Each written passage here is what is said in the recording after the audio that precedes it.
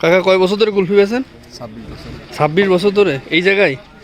আগে সরকারি কলেজ বিক্রি করতাম, আমি 15-16 বছর এখানে বিক্রি করি। আচ্ছা, মানে এই লালন শাহ মাজার এখানে 15-16 বছর ধরে বিক্রি করেন?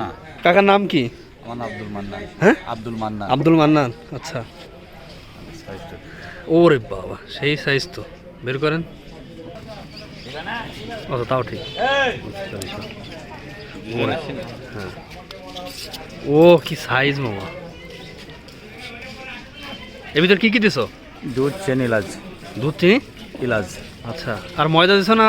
এটা লাগবে না। তাহলে কি আতপ চাল দেয়া? চিনি, ইলাচ না। আচ্ছা, কলার পাতায়? বাহ।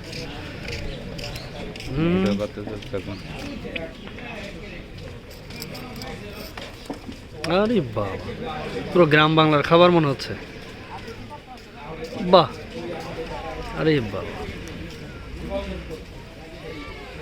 ও আগে ওটাতে রাখেন বাবা, থাক। ওয়াও। আচ্ছা, তোমরা তো খাচ্ছ, কুলফি খাইতে কেমন, স্বাদ কেমন বলো? খুবই জোস, খুবই জোস, এক কথা অনবদ্য।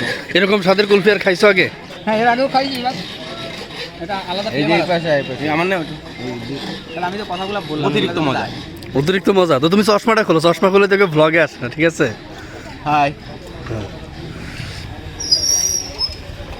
তো কাকা কি বলতেছিলে, এই কুলফি আপনার সব সম্পূর্ণ নিজের বাড়িতে বানানো? এটা নিজে বাড়িতে তৈরি করি। আচ্ছা, আপনার এই কাজে হেল্প করে কে? আর বাড়িতে মহিলা।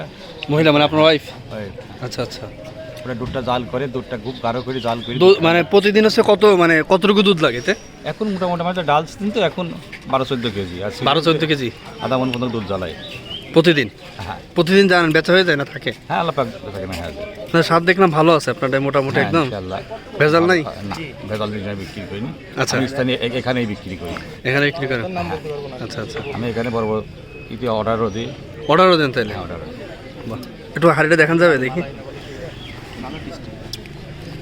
এই যে কাকা সেই হাঁড়ি।